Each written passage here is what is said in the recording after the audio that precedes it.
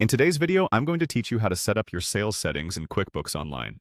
Ensuring your sales settings are configured correctly in QuickBooks can really streamline your business operations, making it easier to keep track of sales, invoices, and customer interactions. First up, let's navigate to QuickBooks by logging into your account from your web browser.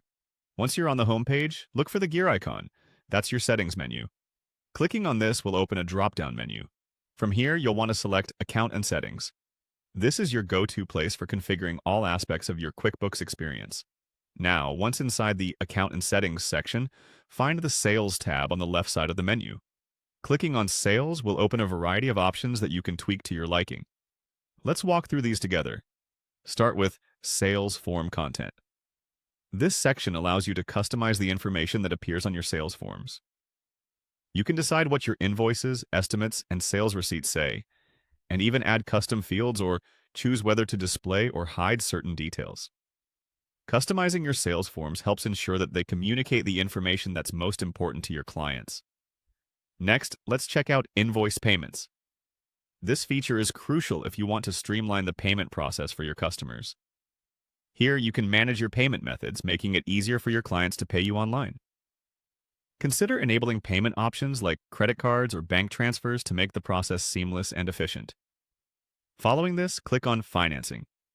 Although it might not be applicable to all businesses, this feature lets you explore how you might offer financing solutions to your customers, potentially increasing sales.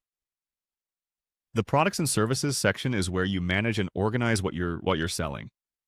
From here, you can add new items, assign categories, and keep track of inventory when necessary. Now, let's talk about late fees. If you're interested in incentivizing punctual payments, setting up late fees could be useful. You can determine how much extra to charge for late payments, which can encourage clients to pay on time. Progressing to Progress Invoicing, this option is beneficial if you bill customers incrementally throughout the project's life. It allows you to invoice for parts of an estimate without disturbing the original. The Messages section is where you'll create templates for the emails that accompany your invoices, sales receipts, and estimates. Customizing these messages can personalize client communications, potentially improving your relationship with them. In the Reminders tab, you can set up automated emails that remind your clients about upcoming or overdue payments, a feature that can drastically reduce late payments. The online delivery setting affects how you send forms and if you want to include additional files such as PDFs.